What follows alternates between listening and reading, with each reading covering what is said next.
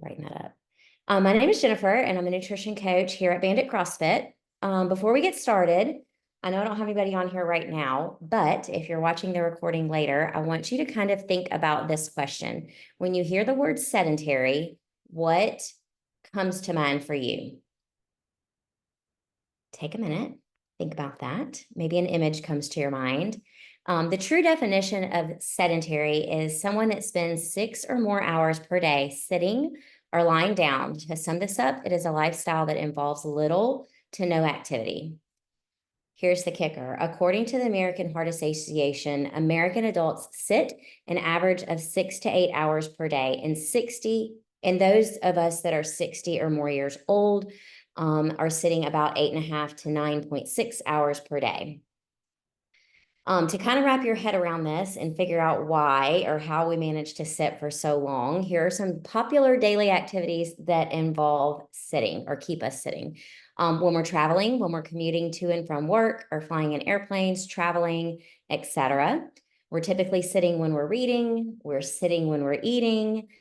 Children are sitting in the classroom, and that's about 60% of their day.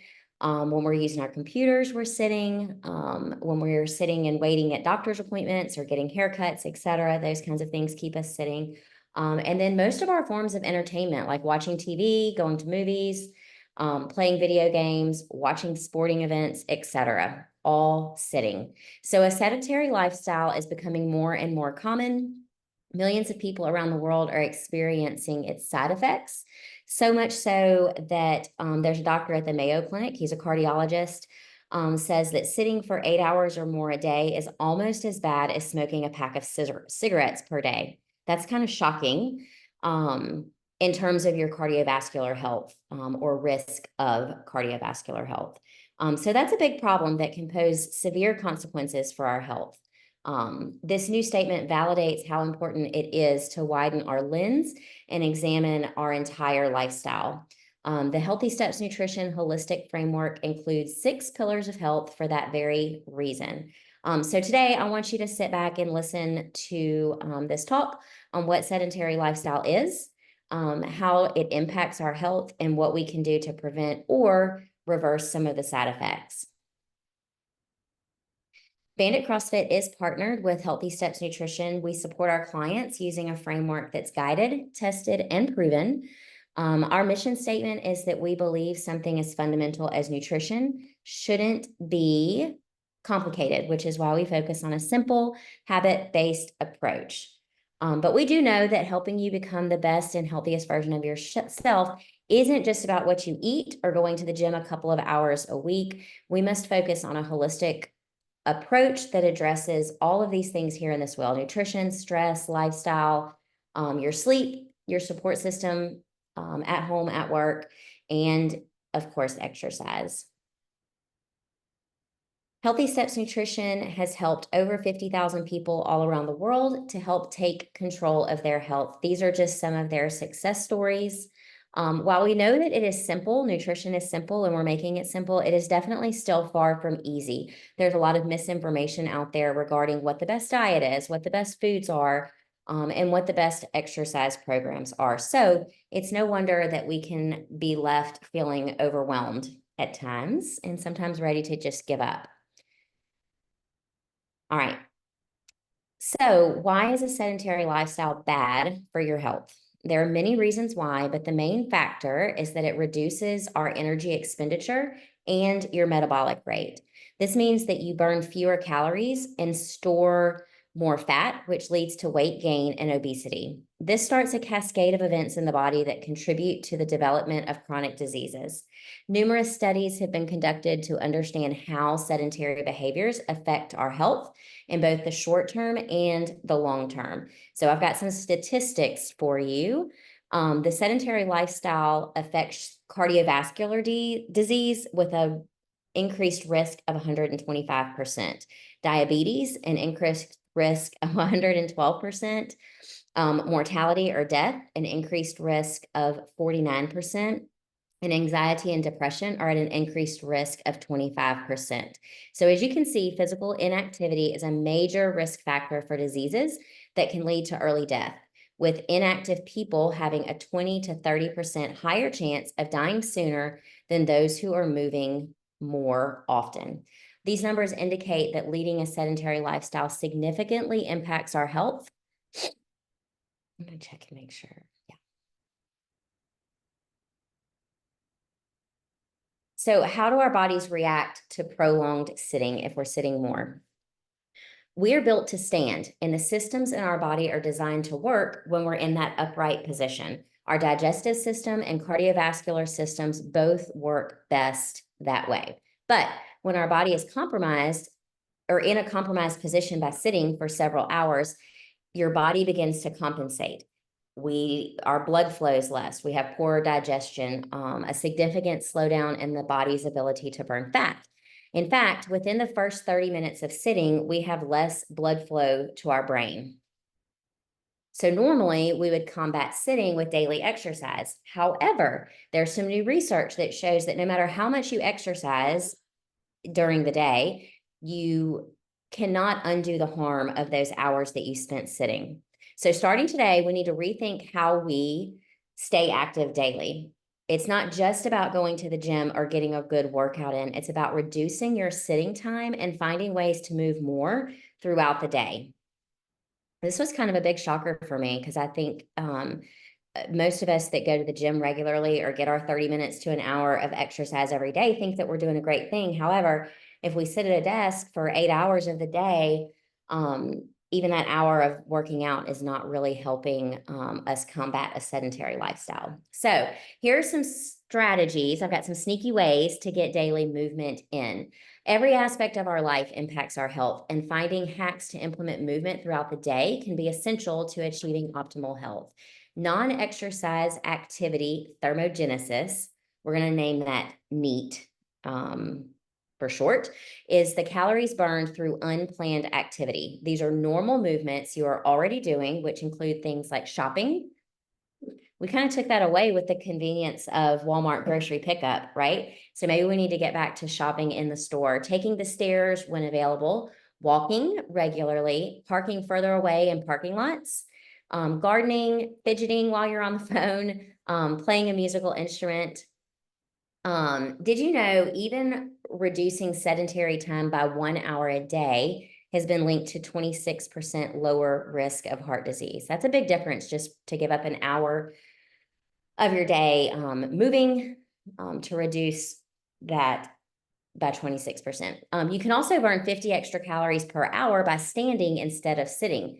So if you did that every day, instead of sitting, you stand, like you get you one of those little standing desks, over a year, that could lead to a weight loss of about 10 pounds just by changing how you're working. By intentionally adding in more daily movement in combination with NEAT, I'm going to give you what that is again. Non-exercise activity, thermogenesis, basically, right? When we're not exercising, but we're moving. So intentionally adding in more daily movement, you will improve blood flow, energy levels, and productivity. Challenge yourself to take quick breaks. 10 air squats, 10 push-ups, 10 lunges, all of these movements will benefit you in more ways than one. I do try to encourage my nutrition clients when they're trying to work on this is every hour, get up and walk around their office, go outside for a quick minute, get some air, those kind of things. But 10 air squats, 10 push-ups, 10 lunges, pretty easy to just do every, once or twice an hour and get you moving, get your blood flowing again. So you have to plan and follow through. The key to maintaining your health and productivity is to schedule your breaks and stick to them. So a little reminder on your watch. If you have an Apple Watch, it tells you to get up, I think every hour. It says time to stand, but maybe you can schedule an alarm every 30 minutes or something. But start small, just like with anything else. We start our habits with something that's easy, and then we build on it from there. So the first step to ensure is to schedule it in your calendar and not schedule it on top of something else, right? That saying, fail to plan, plan to fail. So we want to plan it. Although it may be tempting to set up meetings during your lunch break can be an excellent time for you to recharge, leave your phone and your computer and get outside in nature to breathe some fresh air and kind of to ground yourself. And it's getting cooler outside, so it's a little bit more reasonable that you can take a 15-minute break outside on your lunch and go for a walk and not come back soaking wet from sweat. Scheduling yourself 15 minutes to step away can be powerful to help you get moving and pouring into your own cup, as it can provide these benefits: improved focus, reduced stress, increased productivity, better mental and physical health, increased creativity, enhanced social connections, and increased job satisfaction. I think all things that we could all benefit from if we took a little 15-minute walk during our lunch break. Here's strategy number 2, walking after your meals. We've been talking about this one for a while, so this may not be new to you. It is inevitable that as humans, we get hungry. It is important to eat to fuel our body and our brain. But what we eat is just as important as what happens after our meals. So take a minute to reflect on your typical after dinner routine. Are you eating and then sitting on the couch to watch TV? Or are you eating on the couch and staying there watching TV? Do you consume a heavy meal and then go straight to bed? My sports moms. If you answered yes to either one, you might want to rethink your routine, and here's why. Studies have shown that your blood sugar post-meal can improve by 20 to 30% after a 10 to 15-minute walk. Your muscles absolutely love to use the carbohydrates in your meal or the glucose as energy, making a post-walk meal or a post-meal walk very beneficial. Remember, small changes can lead to big changes. So next time you finish your meal, lace up your shoes and take a little walk. Your body and your brain, I promise, will thank you. Now that we kind of understand the benefits of moving after meals, let's explore how to align your meals with your health goals. We start with this. Let's make the healthy choice the easy choice. Balancing your meals is not just about taste, it's about stabilizing your blood sugar too. This is key to managing and preventing 9 of the leading chronic diseases. So where do we start? With protein. Protein allows your body to be satisfied after your meals, as well as it helps with blood sugar balance. By not having enough protein, you could be starting off on the wrong foot. Here are a few favorites to have on hand that you can just add into any meal or have on hand for a snack in between meals. Greek yogurt, excellent. Cottage cheese, hard-boiled eggs, sliced turkey or chicken breast, whey protein powder. You will also need to add some produce, such as veggies or fruit. They add fiber, which will help to slow your blood sugar into your bloodstream for better blood sugar balance, less crashing, and being more alert throughout the rest of the day. Having produce on hand can stem from meal planning and light meal prep to have these ready to go. And here's a quick tip. When you get back from the grocery store every week, already plan to have 10 to 15 minutes ready so that you can wash, chop, slice up, and store your things like bell peppers, celery, oranges, cucumbers, grapes, whatever, blueberries, to be ready to go ahead and eat with those proteins that you have on hand. All right, strategy number 3 is strength training. Did you know that roughly 60 to 85% of people worldwide lead sedentary lives, contributing to about 3.2 million deaths yearly? Surprisingly, 1 in 4 adults and 4 out of 5 adolescents need more physical activity. To maintain good health, adults should aim for at least 150 minutes of moderate exercise per week, such as brisk walking or swimming, or 75 minutes of more intense activity like aerobics or running. These guidelines can significantly improve heart health, help with weight management, and boost your overall well-being. It's also essential to do muscle strengthening exercises on 2 or more days each week. Strength training is essential for aging women and men due to the rate of natural muscle atrophy over time. Every decade after 40 years old, we lose 10% of our muscle mass, which contributes to, we need our muscle mass because it contributes to healthy bones and healthy metabolism. The key to tailor these recommendations to fit your lifestyle and personal goals. That is the key, to tailor them to your goals. Before we get into that, so let's just review real quick what these 3 strategies are: strength training, walking after your meals, and finding sneaky ways to get movement in daily, whether that is foregoing Walmart pickup and going back to shopping, taking the stairs when available, walking, parking further away in parking lots, gardening, also getting up throughout the day and doing those 10 push-ups, 10 air squats, something like that. All right. Always end my talks with the HSN core principles. We've unpacked a lot of tips on how to get moving more. So let's make sure that we've got a good foundation under us with our nutrition. First of all, we want to focus on whole foods.